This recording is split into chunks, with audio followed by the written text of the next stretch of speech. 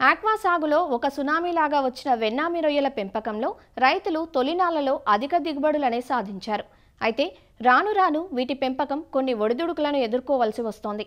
దీనికి విత్తన నాణ్యత లోపాలు, వ్యాధులు వంటివి వెన్నామి సాగును నష్టాల పాలు చేస్తున్నాయి.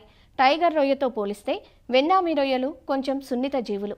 నీటిలో వచ్చే మార్పులు, వాతావరణ ఒడిదుడుకులు, మేత మార్పులు ఇవన్నీ పెంపకం మీద ప్రత్యక్ష, పరోక్ష ప్రభావాన్ని చూపుతాయి.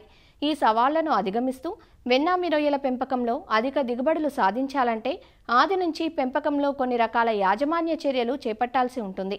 ఆ వివరాలు మనకందిస్తున్నారు ఆచార్య ఎన్జీ రంగా వ్యవసాయ విశ్వవిద్యాలయం, నెల్లూరు జిల్లా కృషి విజ్ఞాన కేంద్రం మత్స్య విభాగం శాస్త్రవేత్త డాక్టర్ హరిసాధు. వెన్నామి రొయ్యల సాగులో మేలైన యాజమాన్య పద్ధతుల గురించి మాట్లాడబోతున్నాం. వెన్నామి రొయ్యలు అనేది నీటి మొత్తం వాల్యూమ్ మొత్తాన్ని ఉపయోగించుకుంటారు. దాదాపు ఎకరాకి 2 నుంచి 3 లక్షలు కూడా స్టాక్ చేస్తున్నారు. కొందరు 5 లక్షలు కూడా స్టాక్ చేస్తున్నారు. 5 లక్షలు స్టాక్ చేసే రైతులు ప్రధానంగా వాళ్ళు పార్షియల్ హార్వెస్ట్ అనేది ఎయిమ్గా తీసుకుంటారు. పార్షియల్ హార్వెస్ట్లో భాగంగా మనం ఏం చేస్తారంటే, మనకు రొయ్యలు స్టాక్ చేసినప్పుడు 100 కౌంట్లోనే దాదాపు మనం ఒక మోర్ దాన్ 50% రొయ్యలని మనం పట్టేసినట్లయితే మనకు అనుకూలత ఉంటుంది. మనం స్థలాన్ని ఎంచుకునేటప్పుడే నీటి యొక్క వనరులు చూసుకోవాలి. అలానే నేల యొక్క స్వభావం మనం తెలుసుకోవాలి.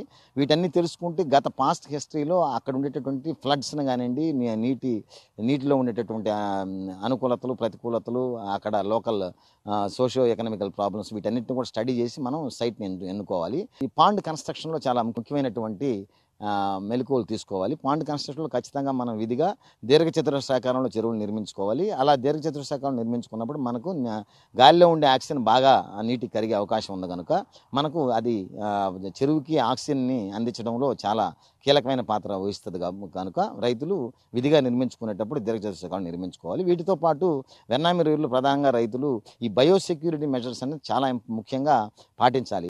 బయోసెక్యూరిటీ మెజర్లో భాగంగా మనకు 2 అంశాలు ఉన్నాయి. ప్రధానంగా క్రాప్ ఫెన్సింగ్ ఒకటి ఉంది, బర్డ్ ఫెన్సింగ్ ఒకటి ఉంది. మనం ఈ 2 చేసినట్లయితే మనకు పక్క పాండులో నుంచి కానివ్వండి, లేదంటే మిగతా కాలువల నుంచి కానివ్వండి, క్రీకుల్లో నుంచి కానివ్వండి, ఈ క్యారియర్స్ అది కప్పలు కావచ్చు, పాములు కావచ్చు, ఎలాంటి అయినా సరే మనకు గుంటల్లోకి రాకుండా మనం దాన్ని గుంటల్లోకి వచ్చినాయంటే అవి కొన్ని వాటి యొక్క శరీరానికి కొంత వ్యాధికారక క్రిములు అంటుకుంటాయి కనుక వాటి వల్ల మనకేముందంటే వ్యాధులు, ఈ యొక్క వైరల్ డిసీజెస్ కావచ్చు, బ్యాక్టీరియల్ డిసీజెస్ కావచ్చు, ఇవన్నీ కూడా మనకు అనవసరంగా మనం వాటిని ఆహ్వానించడం అవుతాం. కనుక బయోసెక్యూరిటీ మెజర్స్ మనం మెషింగ్ ఇచ్చినట్లయితే మనకి ఈ సమస్య నుంచి మనం బయటపడవచ్చు. అంతేకాదు కాకుండా మనకు వెన్నామి రొయ్యల రైతుల్లో గమనించాల్సింది ఏంటంటే, ప్రధానంగా అన్నిటికన్నా ముఖ్యంగా సీడ్ సెలక్షన్. మన సక్సెస్ దాదాపు 50% సీడ్ సెలక్షన్ మీదనే అయిపోయింది. ఈ సీడ్ సెలక్షన్ తర్వాత మన చేతిలో ఉండేది ప్రధానమైన అంశం ఏంటంటే మేతల యాజమాన్యం. ఎప్పుడైతే రైతు మేతల యాజమాన్యాన్ని పర్ఫెక్ట్గా చేయగలిగినాడో ఆటోమేటిక్గా వ్యాధుల యాజమాన్యాన్ని చేసేసినట్లే. ఎందుకనంటే మనం ఎక్కువ ఓవర్ ఫీడింగ్ ఇచ్చినట్లయితే చాలా ప్రమాదం అయిపోద్ది.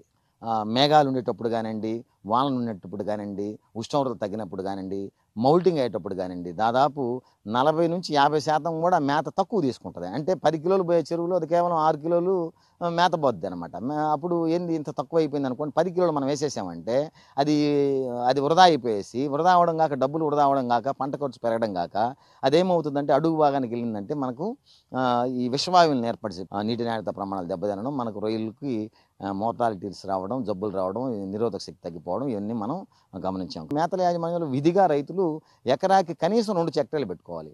అలా చేసినప్పుడు మనకు ఈ యొక్క ఓవర్ ఫీడింగ్ అని మనం అరికట్టగలుగుతాం. ఆటోమేటిక్గా నీటి నాణ్యత ప్రమాణాలు మెరుగుపడతాయి అన్నమాట. వీటితో పాటు మేతల యాజమాన్యంలో మనం గమనించినట్లయితే ప్రధానంగా ఫెర్మెంటెడ్ మిక్చర్ ఇది రైతులు విధిగా చేయాలి.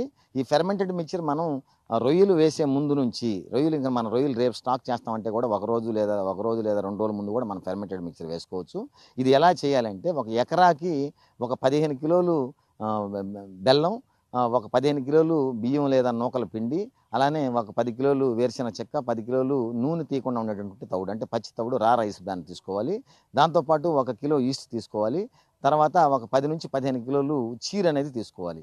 ఆ చీరను వీటన్నిటిని మనం దాదాపు ఒక 2 రోజులు మనం ఫెర్మెంట్ చేసి అంటే 48 గంటల నుంచి 72 గంటల వరకు మనం బాగా ఫెర్మెంట్ చేసి ఈ యొక్క ఫెర్మెంటెడ్ మిక్చర్ని మనం గుంటకు అందించినట్లయితే చెరువు నీటికి అందించినట్లయితే మనకు మంచి నాణ్యమైనటువంటి ఫైటోప్లాంక్టన్ ఏర్పడుతుంది. దాంతోపాటు తద్వారా నాణ్యమైనటువంటి జూ ప్లాంక్టన్ ఏర్పడుతుంది. ఈ ఫెర్మెంటెడ్ మిక్చర్ అనేది ఆహారంగా ఉపయోగపడడం ఒకటి ముఖ్యమైనది. అంతేకాదు కాకుండా ఒక మంచి ప్రొబయాటిక్ ఉపయోగపడుతుంది. దీంతోపాటు ఒక బఫరింగ్ ఏజెంట్గా కూడా ఉపయోగపడుతుంది.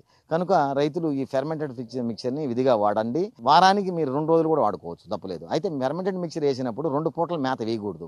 మన ఉద్దేశం ఏంటంటే ఫెర్మెంటెడ్ మిక్చర్ వేసేసి మేత కూడా వేసామంటే మళ్ళీ ప్రాబ్లం అయిపోద్ది. మేతగా వేయకూడదు. మేత వేయం కాబట్టి మనకు ప్రొడక్షన్ కాస్ట్ పెరగదు, మనం అనుకూలంగా ఉంటుంది. వ్యాధుల యాజమాన్య పద్ధతులు మనం గమనించినట్లయితే ఎప్పుడైతే మనం ఈ బయోసెక్యూరిటీ మెజర్స్ పాటించడం, వీక్లీ వన్స్ నీటి నాణ్యత ప్రమాణాలను చూసుకోవడం, నీళ్లు చెక్కబడకుండా చూసుకోవడం, అంతేకాదు కాకుండా మనం అన్నట్టు మేతలు సెక్టరీ మానిటరింగ్ అనేది మోస్ట్ ఇంపార్టెంట్.